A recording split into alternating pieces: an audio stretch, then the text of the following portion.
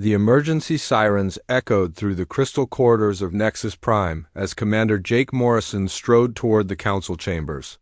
His black uniform bore the scars of countless battles, and his weathered face showed the weight of leading humanity's forces for over 2 decades. Behind him walked Dr. Lisa Zhang, her tablet glowing with tactical data that painted a grim picture of the galaxy's latest crisis.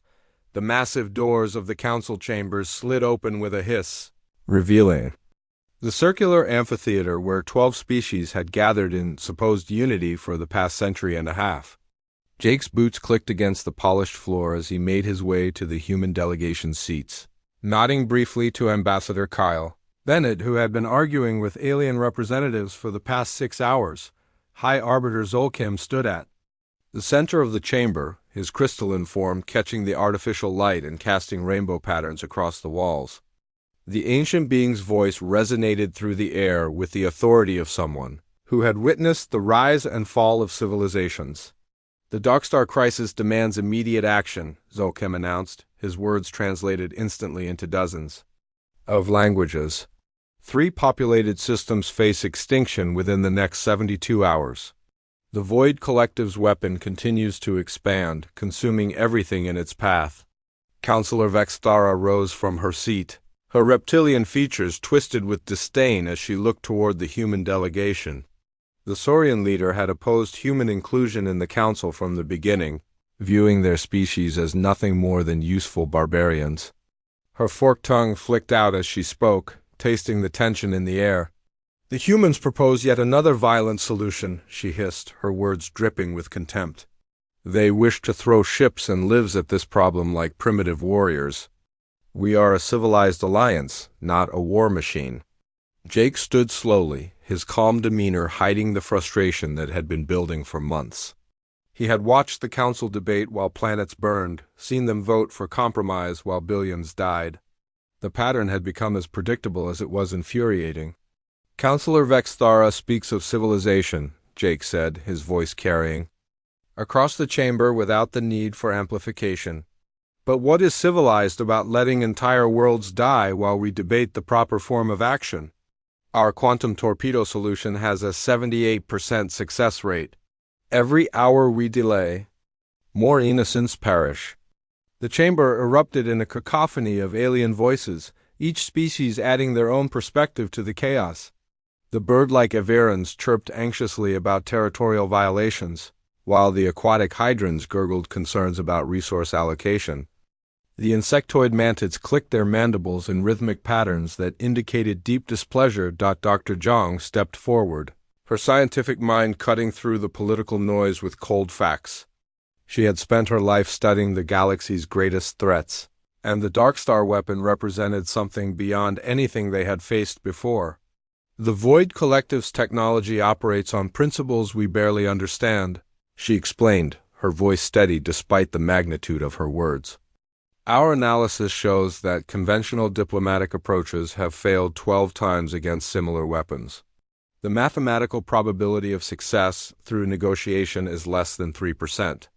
Ambassador Bennett joined his colleagues, his diplomatic training allowing him to read the room's political currents better than any scanner. He had spent years building relationships with alien leaders, learning their customs and respecting their traditions. But respect he had learned was not always returned. "We offer our solution not from arrogance but from necessity," Bennett said, his tone measured and diplomatic. "Humanity has developed quantum warfare capabilities specifically to counter threats like the Darkstar weapon. Our shield harmonics technology can create a temporary barrier while our torpedo systems target the weapon's core." The debate continued for hours, with each species presenting their own concerns and alternatives. The Crystalline Collective suggested a mining operation that would take 6 months to complete. The gaseous nebuloids proposed a terraforming solution that required resources they did not possess. The mechanical synthetics offered calculations that proved every organic solution was fundamentally flawed. As the arguments dragged on, Jake received an urgent message on his personal communicator. His jaw tightened as he read the contents, his hands clenching into fists. The first casualty reports were coming in from the Outer Rim, and the numbers were staggering. 3 human colonies are directly in the Dark Star's path, Jake announced, his voice cutting through the debate like a blade. New Boston, Terra Nova, and Frontier Station. 12 million human lives hang in the balance, and you continue to debate theoretical solutions. The chamber fell silent for a moment, the weight of those numbers settling over the assembled delegates. But the silence was broken by Councillor Vexthara's harsh laughter, a sound that chilled the air around her. "The humans reveal their true nature," she said, her eyes gleaming with malicious satisfaction. "They care only for their own kind. This is why they cannot be trusted with important decisions. They lack the perspective necessary for true galactic leadership." The words hit Jake like a physical blow, not because they were cruel, but because they demonstrated such a fundamental misunderstanding of human nature. For 150 years, humanity had served as the galaxy's shield, standing between civilization and the darkness that threatened to consume it. They had bled for species that barely acknowledged their sacrifice, died for worlds that would never know their names. Dr. Zhang's tablet chimed with another update, this one showing the Dark Star weapons' accelerated timeline. The crisis was moving faster than anyone had anticipated, and the window for action was closing rapidly. "The weapons expansion rate has increased by 40%, she reported, her scientific training keeping her voice steady despite the implications. "We now have less than 40 hours before the first populated system is consumed." The council erupted into fresh debate, but Jake had heard enough. He looked at his colleagues, seeing the same resignation in their eyes that he felt in his heart. They had tried to serve, tried to protect, tried to be part of something greater than themselves.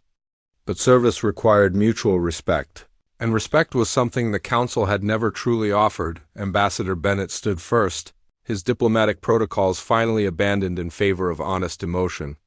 His voice carried the weight of decades, spent building bridges that others seemed determined to burn.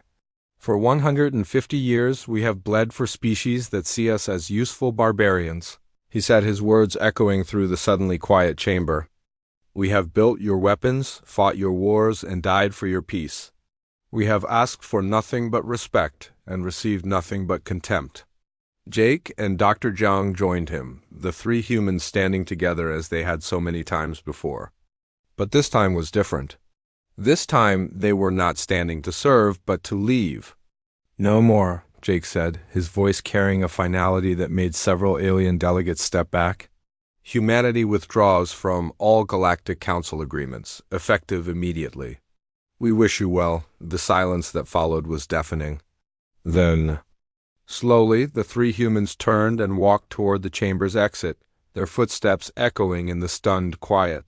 Behind them, the council began to stir, some calling for them to return, others celebrating their departure. But Jake Morrison did not look back. None of them did. They had served the galaxy faithfully for over a century, and the galaxy had made its choice. Now it was time for humanity to make theirs. The doors closed behind them with a soft hiss, sealing not just their exit, but the end of an era. In the corridors of Nexus Prime, emergency sirens continued to wail, but now they sounded like a funeral dirge for a civilization that had just lost its guardians. Captain Roy Martinez stared at the flood of messages filling his communication screen, each one more desperate than the last. 2 weeks had passed since humanity walked away from the Galactic Council, and the galaxy was already coming apart at the seams. His freighter ship drifted in the neutral space between human and alien territories, a floating symbol of the new reality that everyone was struggling to understand. The first message came from Trader Zethkal, a 4-armed merchant, from the Mantid Collective who had worked with Roy for over a decade. The insectoid's usual clicking confidence was replaced by what sounded like panic as his translator device struggled to convey the emotion in his voice. "Roy, my friend, you must help us," the message began, the translation software adding a mechanical quality to the aliens' distress. "The shipping lanes through Sector 7 have collapsed completely. Without human navigation protocols, our automated systems cannot function. 3 million tons of medical supplies sit in warehouses while our people die from preventable diseases. Roy deleted the message without responding, just as he had deleted the previous 47 requests for assistance. The decision hurt more than he cared to admit, but orders were orders. Humanity had made its choice, and now everyone had to live with the consequences. On the other side of the galaxy, engineer Amy Foster watched alien technical crews struggle with machinery that had been designed by human minds and built by human hands. The massive orbital defense platform around Kepler Station had been humanity's gift to the Council, a masterpiece of engineering that combined quantum mechanics with traditional shield technology in ways that no other species had imagined possible. Now, the platform was failing and the alien engineers had no idea how to fix it. Amy stood in the observation deck of the human transport ship that had come to evacuate her and her team, watching through the transparent aluminum windows as sparks flew from control panels and warning lights flashed throughout the station. "They are requesting emergency assistance," reported Lieutenant Brad Cooper, the young officer monitoring alien communications. "The Crystalline Collective is offering to triple our usual consulting fees if we will just send a technical team." Amy shook her head, her expression grim as she watched years of her work slowly destroy itself. She had spent 5 years designing the station's hybrid quantum mechanical systems, creating something that pushed the boundaries of what was possible. But the aliens had never bothered to learn how it worked, content to let humans handle the complex maintenance while they focused on politics and profit. "Tell them to read the manual," she said, knowing full well that the technical documentation was written in human scientific notation that few aliens could understand. "We are no longer available for consultation." Senator Greg Parker stood in the emergency session of the Human Colonial Assembly, coordinating the massive logistical nightmare of extracting an entire civilization from galactic society. The holographic displays around him showed the locations of every human settlement, research station, and military outpost scattered across 300 systems. Each one had to be contacted, supplied, and either evacuated or fortified for independence. "The Hydron Collective has offered us permanent water rights to the Aquarius system in exchange for maintaining their atmospheric processors," reported Director Kate Sullivan, her voice tired from days of non-stop negotiations. "They claim their own technicians cannot operate the equipment without human oversight." Parker studied the offer on his tablet, noting the generous terms that would have been unthinkable just months ago. The same aliens who had voted to exclude humans from important decisions were now offering substantial concessions just to keep basic infrastructure functioning. "Declined," he said firmly. "We are not interested in partial agreements or temporary arrangements. Full independence means exactly that." The communication board lit up with another incoming message, this one from the Aviran Flight Council. Parker sighed as he read their increasingly frantic requests for assistance with their interplanetary cargo network, without human-operated shipping routes. Their entire economy was grinding to a halt. Admiral Helen Brooks commanded the largest evacuation fleet in galactic history, as human ships moved through space in carefully coordinated patterns.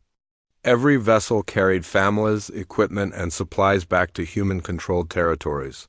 The operation required precise timing and flawless logistics, skills that humanity had developed through generations of military service. "Admiral, we are receiving priority communications from High Arbiter Zolkim," reported Communications Officer Dan Walsh. "He is requesting immediate contact with human leadership." Brooks looked at the message header, noting the increasing urgency in the alien leader's tone. This was the 12th attempt at communication in the past 6 hours, each one offering greater concessions than the last. The crystalline being who had once presided over humanity's exclusion from important decisions was now begging for their return. "Forward the message to Colonial Command," she ordered. "We are not authorized to negotiate." The true scope of the crisis became clear as reports flooded in from across the galaxy. The Darkstar weapon continued its advance, consuming everything in its path, while the Council's conventional forces proved completely ineffective. Without human tactical expertise and quantum warfare capabilities, the alien fleets were little more than expensive targets, Counselor Felinoon of the Aquatic Collective was the first to publicly acknowledge the scope of their miscalculation. The water-breathing alien's emergency broadcast reached every system in the galaxy, his translated words carrying the weight of impending doom.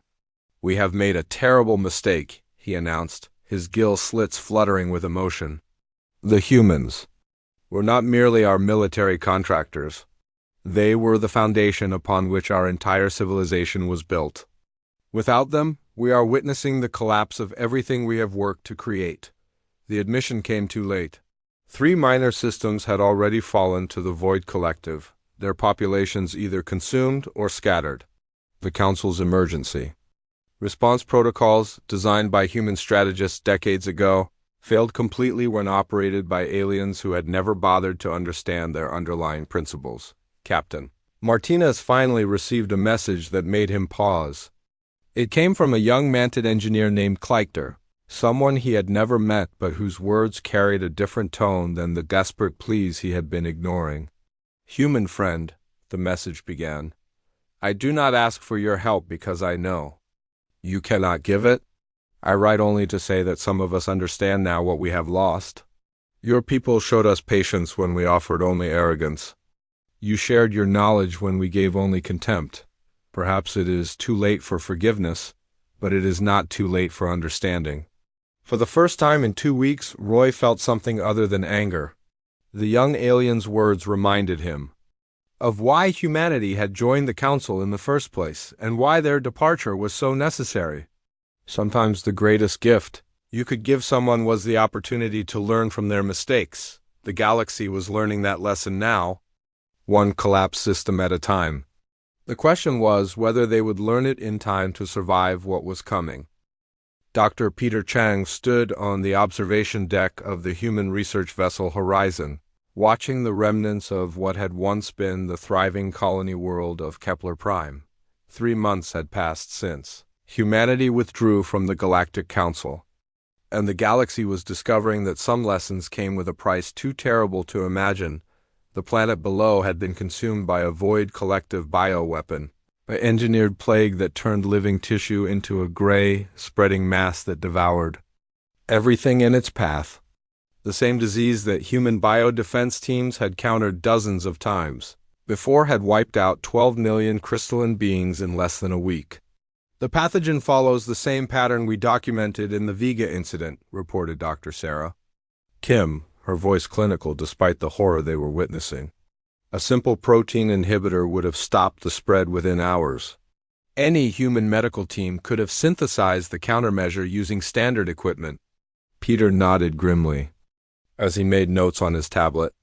The crystalline collective had possessed all the necessary resources to fight the plague, but they lacked the expertise to use them effectively. Their rigid thinking patterns, so useful for engineering and mathematics, had proven completely inadequate for the creative problem-solving required in biological warfare. "How many other worlds are showing similar symptoms?" he asked, though he already knew the answer would be devastating. 17 confirmed cases across 6 different species territories, Sarah replied. "The Council's emergency medical response. Teams are requesting immediate consultation, but Colonial Command has maintained the communication blackout." Across the galaxy, Commander Janet Ross led a small group of human mercenaries through the ruins of what had once been a peaceful trading station. The Aviran Flight Council had hired her team to protect their remaining cargo facilities, paying prices that would have seemed impossible just months ago. The same aliens who had called humans primitive warmongers during council sessions now competed desperately for human military expertise. Janet's team of 20 soldiers commanded fees that could have funded an entire alien military division under the old system. "Contact approaching from the North Corridor," reported Sergeant Mike Turner, his voice crackling through the communication system. 3 Mantid warriors, armed but showing friendly signals. Janet studied the tactical display on her wrist scanner, noting the approaching aliens' movement patterns. The Mantids were naturally aggressive, but these 3 moved with the careful precision of beings who had learned to respect human military capabilities. "Let them approach," she ordered. "But keep weapons ready." The lead manted warrior, his forearms carrying an assortment of traditional weapons, stopped at the designated meeting point and performed the complex gesture that indicated peaceful intentions. His translator device struggled to convey the mixture of respect and desperation in his voice. "Human warrior," he began, his mandibles clicking in patterns that suggested deep stress. "My hive offers triple payment for protection of our nursery worlds.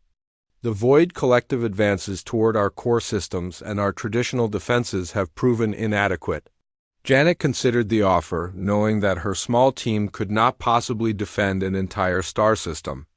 But the symbolic value of human protection had become worth more than actual military effectiveness. The presence of even a few human soldiers could boost alien morale and discourage enemy advances. "We will consider your proposal," she replied diplomatically. "But understand that our services come with conditions. We operate under human military protocols, not alien political structures." Meanwhile, Director Tony Walsh oversaw the systematic shutdown of the massive manufacturing complex on Industrial Station Beta. The facility had been humanity's gift to the galaxy, a technological marvel that could produce everything from starship components to medical supplies using automated systems that no other species fully understood. The Council's attempt to seize control of the station had resulted in a series of catastrophic accidents that killed hundreds of alien workers and destroyed millions of credits worth of equipment. The sophisticated machinery required constant adjustments and maintenance that only human engineers could provide. The Saurian Collective is offering territorial concessions for continued operation of the facility, reported Assistant Director Linda Brown, her voice tired from weeks of similar negotiations. "They claim their industrial capacity has dropped by 70% since our withdrawal." Tony watched through the control room windows as alien technicians struggled with equipment that had been designed for human operation. The same beings who had voted to exclude humans from important decisions were now offering substantial concessions just to keep basic production running. "Declined," he said firmly. "Begin the final shutdown sequence. If they want industrial capacity, they can build their own facilities." The economic impact of humanity's withdrawal rippled through every aspect of galactic society. Merchant Danny Lee had become one of the wealthiest humans in the galaxy by exploiting the chaos, trading goods that were once common for prices that bordered on extortion. The Hydron Collective is offering water rights to 3 entire systems for a shipment of quantum processors, reported his assistant, Maria Santos. The same processors that sold for 500 credits each last year. Danny studied the offer on his tablet, noting that the aliens were willing to trade territory that had taken them centuries to develop for technology they had once purchased as routine supplies. The desperation in their communications was obvious. "But business was business," accepted, he said. "But payment in advance and we deliver on our schedule, not theirs." The collapse of the old order accelerated as individual species began abandoning the Council to pursue direct negotiations with human settlements. The Crystalline Collective offered shared research facilities, while the Mechanical Synthetics proposed technology exchanges that would have been unthinkable under the previous system. Counselor Vexmore of the Insectoid Collective called an emergency session of the remaining council members, his translated words carrying the weight of impending doom.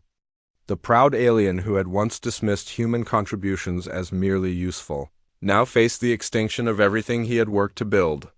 "We must face the truth that we have been avoiding," he announced to the half-empty chamber. "We are not a galactic civilization. We are a collection of species held together by human competence. Without them, we are nothing but scattered tribes facing extinction." The admission sent shockwaves through the remaining council members, but the truth was undeniable. Every major system was failing, every defense was crumbling, and the Void Collective continued their advance with tactics that any human strategist would have anticipated and countered. The galaxy was learning that civilization required more than technology and resources. It required the wisdom to recognize true partnership when it was offered, and the humility to accept help when it was needed. These were lessons that came with a price measured in worlds lost and lives destroyed. As the Void Collective's dark ships moved closer to the Council's core systems, the survivors finally understood what they had thrown away. But understanding and redemption were two very different things, and time was running out for both. General Chris Taylor stood in the command center of New Geneva Station, watching the holographic displays that showed the galaxy's new political landscape. 8 months had passed since humanity walked away from the Galactic Council, and the old order had crumbled completely. In its place, a patchwork of desperate alliances and bilateral agreements was emerging, with human settlements at the center of every negotiation. The general's weathered face reflected years of military service. But now he found himself fighting a different kind of war.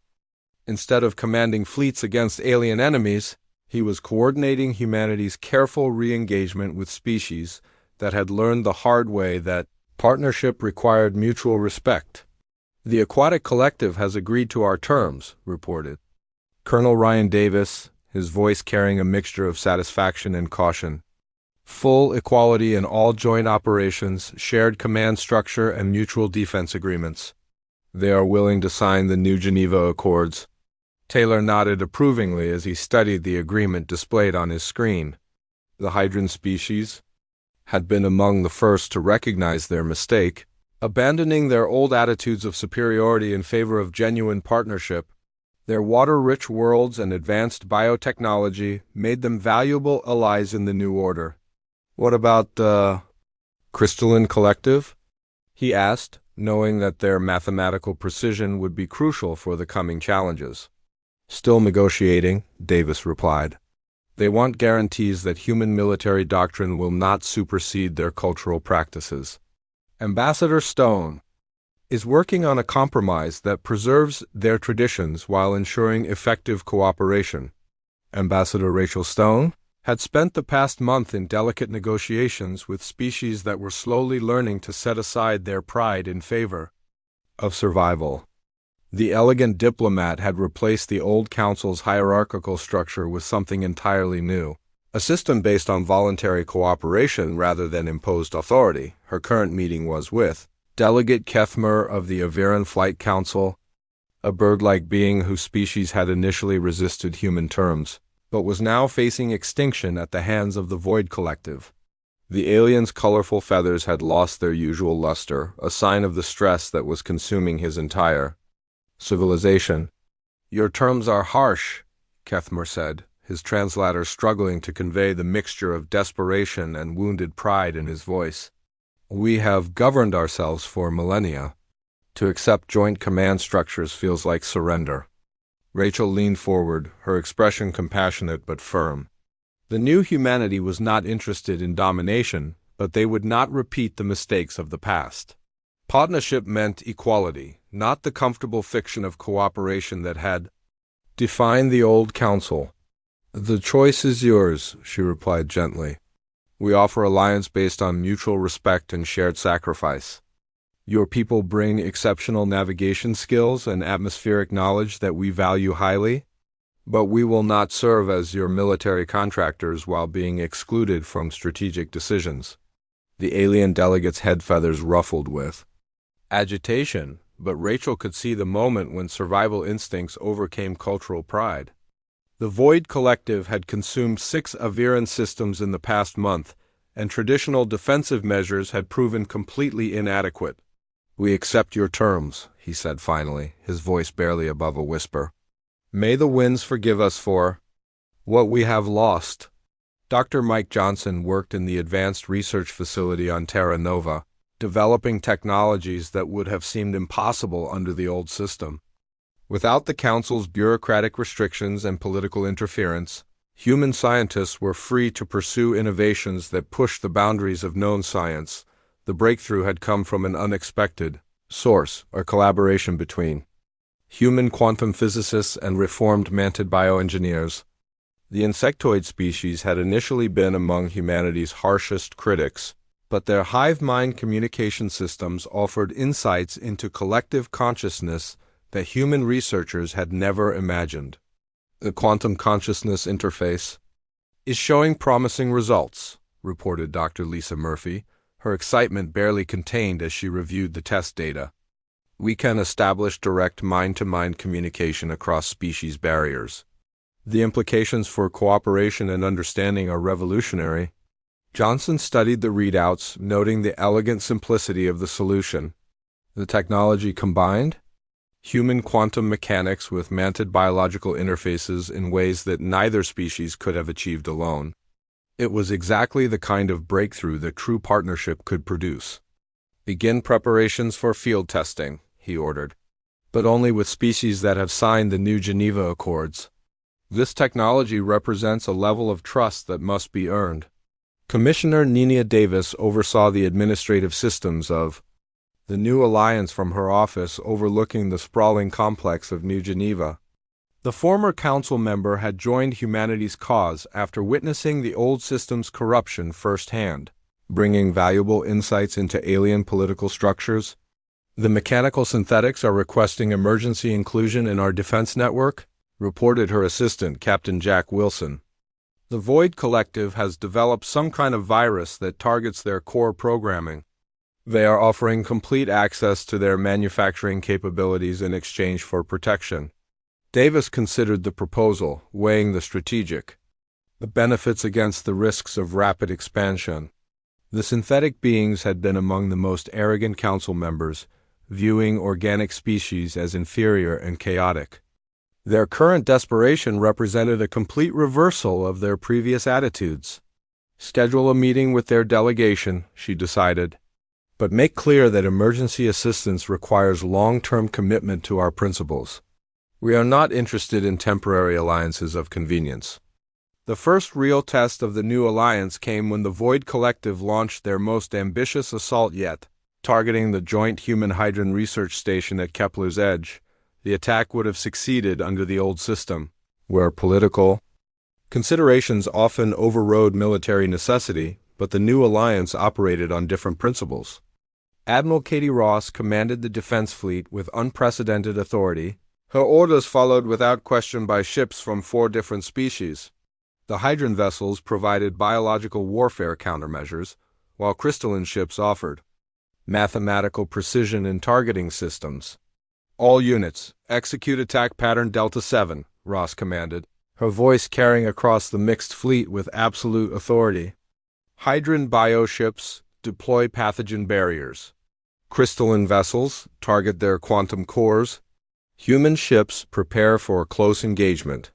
The battle was over in less than 6 hours, the first decisive victory against the Void Collective in over a year. The success came not from superior technology or numerical advantage, but from the kind of seamless cooperation that had been impossible under the old Council's fractured command structure. As reports of the victory spread across the galaxy, more species began to reconsider their positions. The gaseous nebuloids sent diplomatic envoys, while even the proud Saurian Collective opened communication channels for the first time since humanity's withdrawal, but the most significant arrival came in the form of a single unarmed ship requesting permission to dock at New Geneva Station. The vessel carried former High Arbiter Zolkim, the crystalline being who had once presided over humanity's exclusion from the Council. General Taylor watched the alien ship approach through the station's massive viewing ports, noting the visible damage to its hull.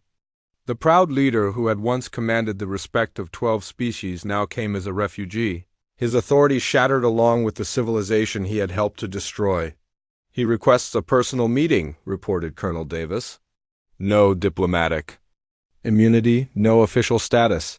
He comes as a private citizen seeking sanctuary. Taylor nodded slowly, understanding the symbolic importance of the moment. The galaxy's former ruler had learned humility through suffering, and now sought redemption through service. It was a lesson that had cost billions of lives to teach. Grant his request, he ordered, but make clear that forgiveness must be earned through actions, not words. The galaxy has a long way to go before trust can be rebuilt. President Alex Morgan stood before the assembled delegates of the Galactic Partnership Assembly, looking out at a sight that would have been impossible under the old council system. Representatives from 8 different species sat in a circular Arrangement, each delegation positioned at the same level with no elevated platforms or hierarchical seating. 2 years had passed since humanity walked away from the Galactic Council, and the galaxy had been reborn through necessity and mutual respect. The chamber itself reflected the new reality, designed by architects from multiple species working together rather than competing for dominance. Crystalline light fixtures created by the collective cast rainbow patterns across bioluminescent walls grown by the hydran species, while Aviran environmental systems maintained perfect atmospheric conditions for all represented life forms. Today, we celebrate not just victory over the Void Collective, Morgan began, his voice carrying easily through the chamber's acoustics, but the birth of a civilization based on partnership rather than domination.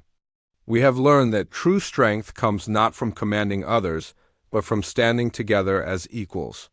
In the front row, former High Arbiter Zol Kim listened with the attention of someone who had witnessed the fall of one galactic order and the rise of another. The crystalline being had spent the past year working in human refugee camps, tending to displaced populations and learning humility through service. His once proud form now showed the wear of honest labor, but his inner light burned brighter than ever. Admiral Katie Ross commanded the celebration fleet from the bridge of the partnership vessel Unity, watching through the main viewer as ships from 7 different species moved in perfect formation. The vessel itself represented everything the new alliance stood for, built by combined engineering teams and operated by truly integrated crews rather than human ships with alien passengers. All ships report ready for the memorial flyby, reported Navigation Officer Beth Clark, her voice carrying the pride of someone who had helped build something genuinely new. The Hydran bioships are synchronized with our quantum drives, and the crystalline vessels are maintaining perfect mathematical spacing.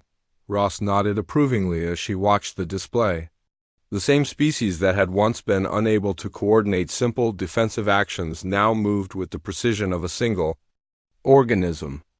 The difference was trust, something that had been impossible under the old system's political divisions.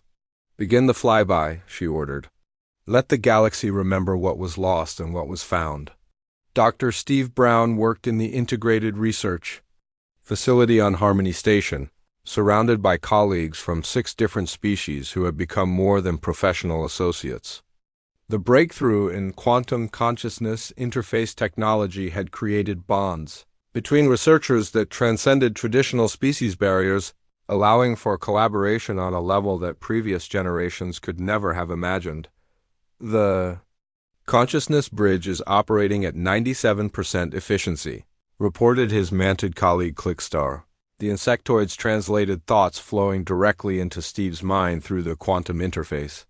"We are approaching complete understanding of the Void Collective's core programming." The technology represented more than just a scientific achievement.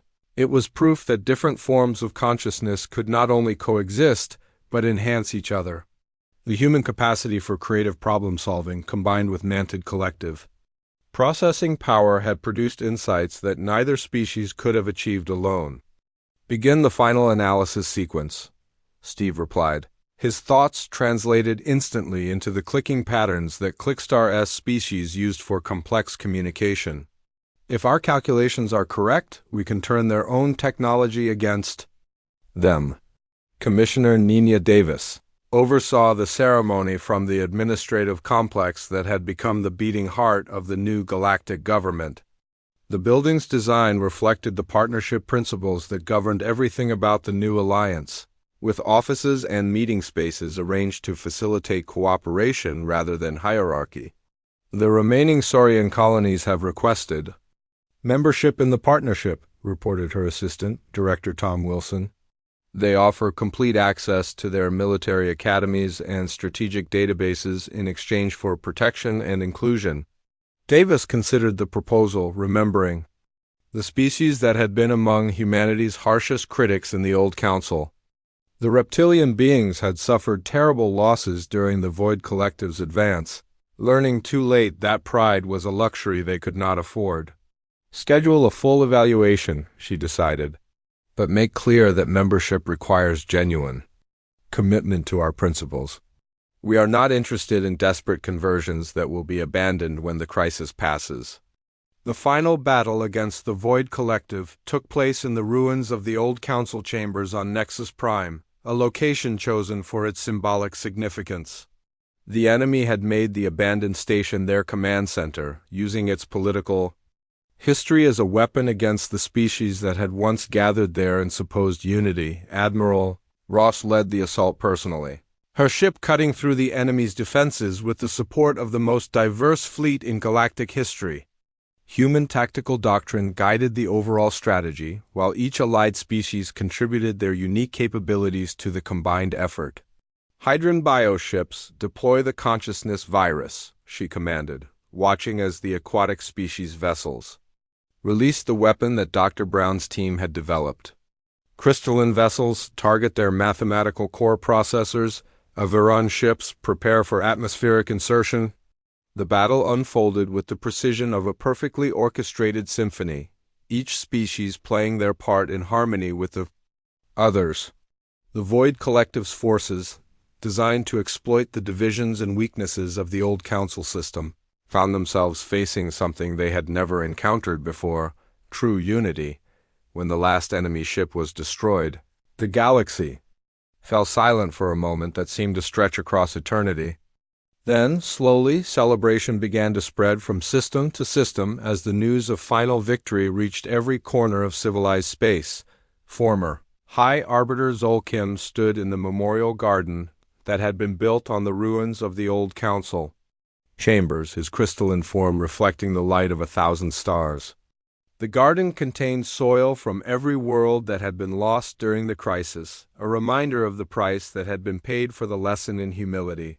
"We were so proud," he said to President Morgan, who had come to join him in the quiet reflection. "We thought that civilization meant order imposed from above, that leadership meant the right to command without question. We never understood that true authority comes from service, not domination." Morgan nodded thoughtfully, understanding the weight of the alien's words. The new galactic order had been built on the foundation of that understanding, creating something that was stronger than anything that had come before. "The galaxy needed to learn that lesson," he replied. "Perhaps it took humanity's withdrawal to teach it. Sometimes the greatest gift you can give someone is the opportunity to discover their own strength."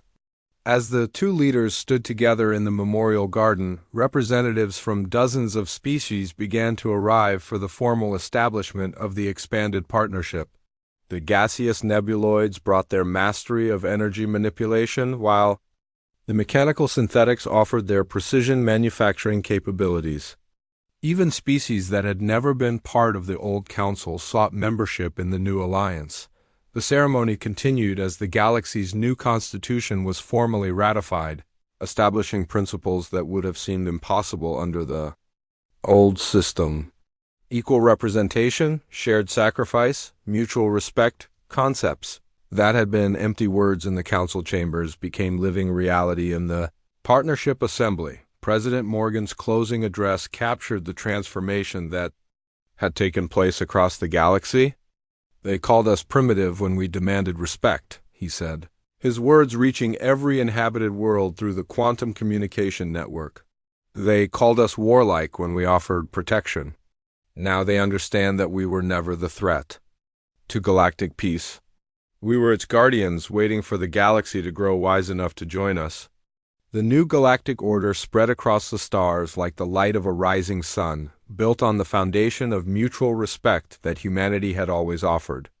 Those species that embraced the partnership principles prospered beyond their wildest dreams, while those that clung to the old ways of hierarchy and domination found themselves increasingly isolated and irrelevant.